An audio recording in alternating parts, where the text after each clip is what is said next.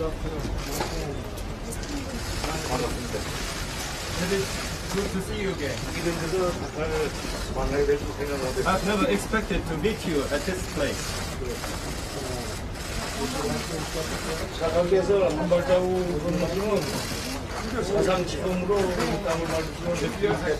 If Your Excellency take a step forward, you will be the first U.S. president to cross this line.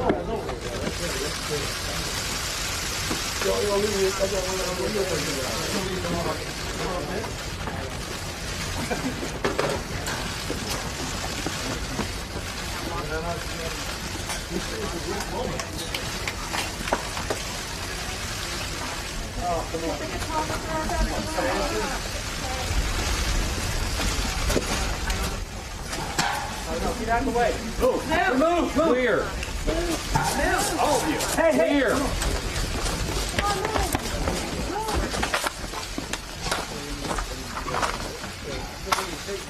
No. Hey. Very good. Hey. Come on. Move. Wait till they move. Come on. Wait till they move.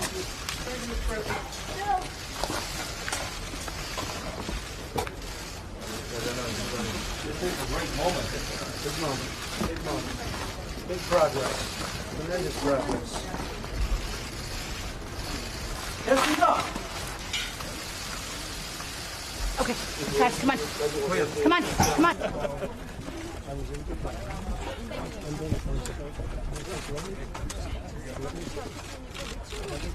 And now, with round-the-clock updates from Reuters journalists, here are today's top stories. Trump makes history as he visits North Korea's demilitarized zone. Trade talks between the US and China are back on track. Sure that you don't. A 9/11 first responder dies of cancer. This is Reuters Now. Days after she lost her young daughter and husband to the treacherous currents of the Rio Grande, Tanya Vanessa Avalos arrived back in El Salvador to await their return in coffins. Oscar Martinez and his nearly 2-year-old daughter, Angie Valeria, died as they were attempting to reach the United States. A photo of the two drew global outrage and became the focus of debate over President Donald Trump's hardline immigration policies. But the U.S. president on Saturday pushed back.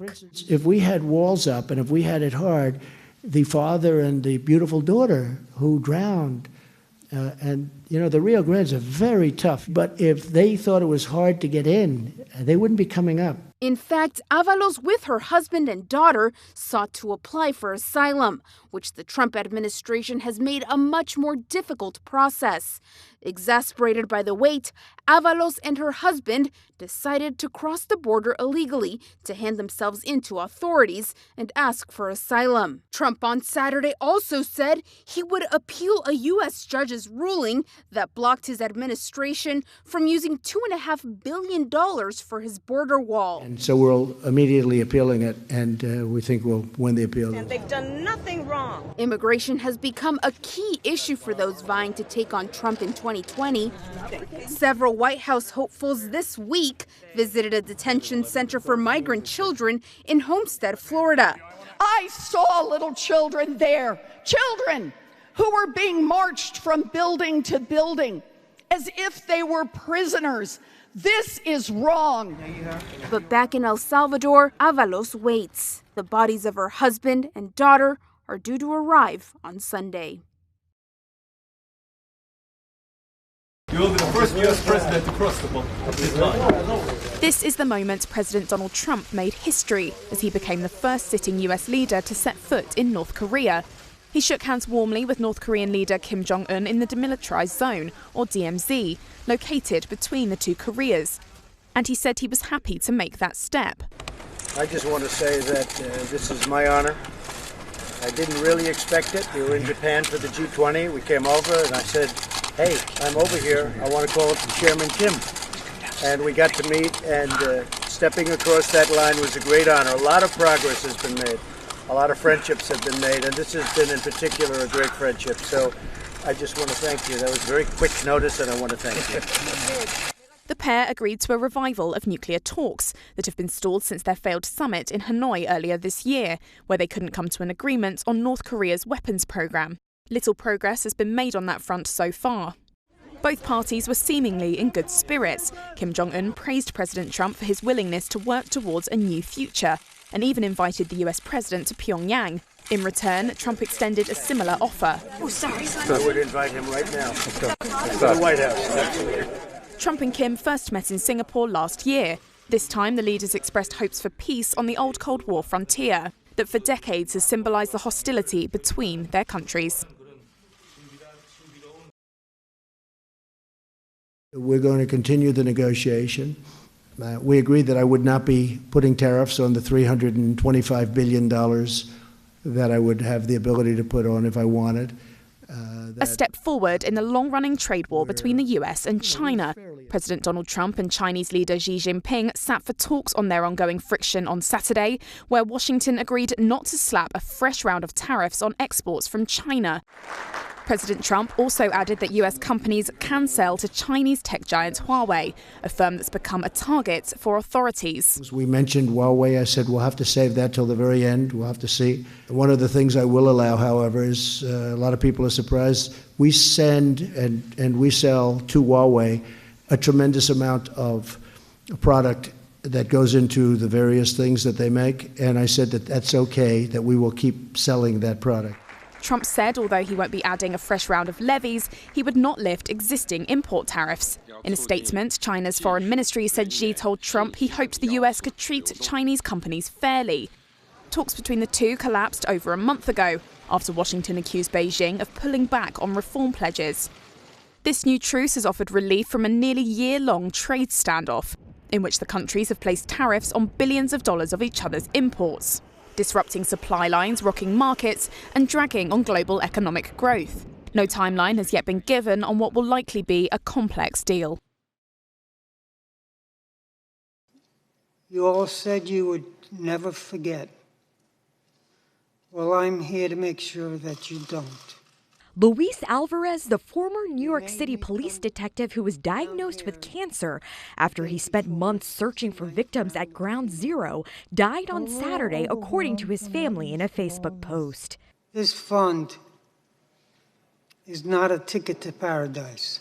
Earlier this month, the former U.S. Marine, alongside comedian Jon Stewart, pleaded to Congress to extend the September 11th Victim Compensation Fund, which is set to run out of money by December of next year. You made me come down here the day before my 69th round of chemo. And I'm going to make sure that you never forget to take care of the 9/11 responders. They responded in 5 seconds. They did their jobs. 18 years later, do yours. Alvarez is one of more than 50,000 people whose illness has been linked to their exposure to toxins that were released after the Twin Towers collapsed. In 2016, he was diagnosed with colorectal cancer. I go to the doctor.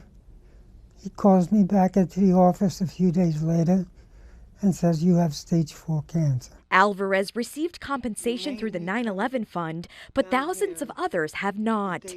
And some, like former New York City firefighter John McClane, who was supposed to receive more than $500,000, are not getting the adequate amount. I wound up getting $15,000. You are ignoring them. The day after Alvarez and Stewart testified, the House Judiciary Committee voted unanimously to pass a bill to restore the 9/11 Victim Fund. And just days ago, Senate Majority Leader Mitch McConnell said he would hold a vote in August to renew the fund. Regretfully, renewing the fund is Alvarez's wish. And even in spite of the cancer, when asked if he would do everything all over again, given what he knows and what he's been through, Alvarez answered, absolutely, in a heartbeat. Alvarez, who has 3 sons, died in a hospice in Rockville Center, New York. He was 53 years old. Thank you for your time.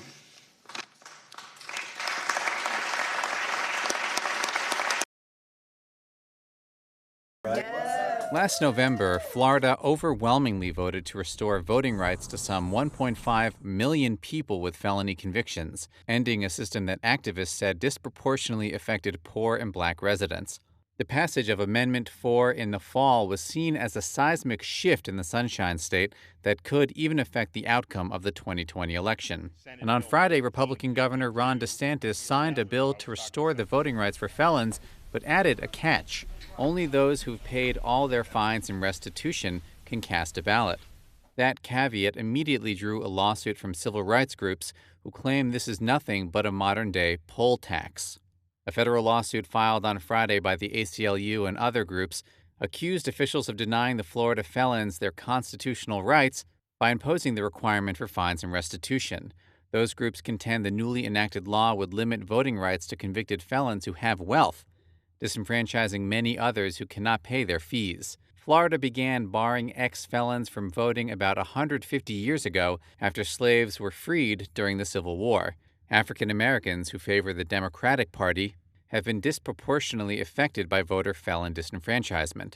A representative for DeSantis did not return a call or email seeking comment on the lawsuit. You're up to date. For more, download the Reuters TV app on your mobile or streaming device.